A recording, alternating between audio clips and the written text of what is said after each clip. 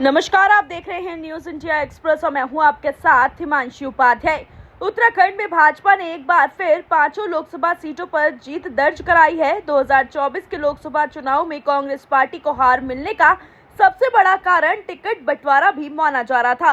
Party के प्रदेश अध्यक्ष करण माहरा ने भी माना था कि लोकसभा चुनाव में अगर पार्टी के बड़े नेताओं को टिकट मिलता तो चुनावी परिणाम कुछ और होते।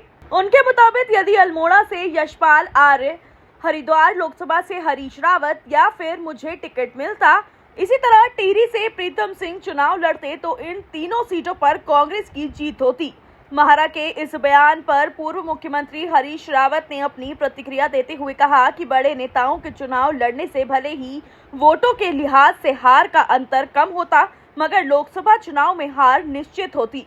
उन्होंने इसकी वजह भी बताई है। हरीश रावत ने कहा कि करण माहरा ने बिल्कुल ठीक कहा है। अगर पार्टी के वरिष्ठ नेता चुनाव लड़ते तो यहाँ पहले 2 से 2.5 लाख मतों से हार होनी थी, तब 50,000 वोटों के अंतर से हार होती।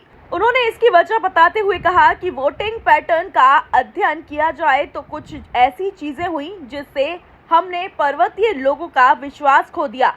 उस विश्वास को कांग्रेस दोबारा कैसे हासिल करे, इस पर कांग्रेस को मनन करना होगा। हरीश रावत का कहना है कि बहुत बारीकी से हार का वो इस नतीजे पर पहुंचे हैं कि अगर कांग्रेस के वरिष्ठ नेता उत्तराखंड की लोकसभा सीटों पर चुनाव लड़ते तो 40 से 50,000 वोटों का अंतर जरूर पड़ता। कहा उन्होंने, पर नतीजा इतना होता है कि जहां हम 2.25 लाख 2 लाख से 2.5 लाख से हार रहे हैं, 50,000 कम से हारते, यही नतीजा होना था।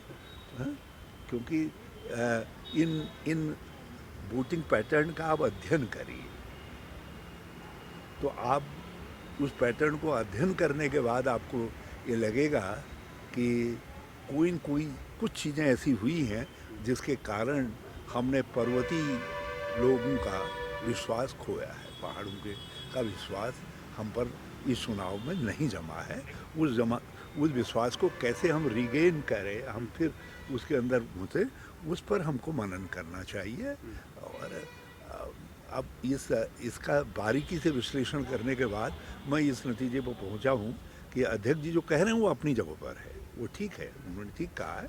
40-50 हजार का अंतर जरूर पड़ता है। न्यूज इंडिया एक्सप्रेस के लिए देहरादून से रजत पांडे की ये खास रिपोर्ट। धन्यवाद।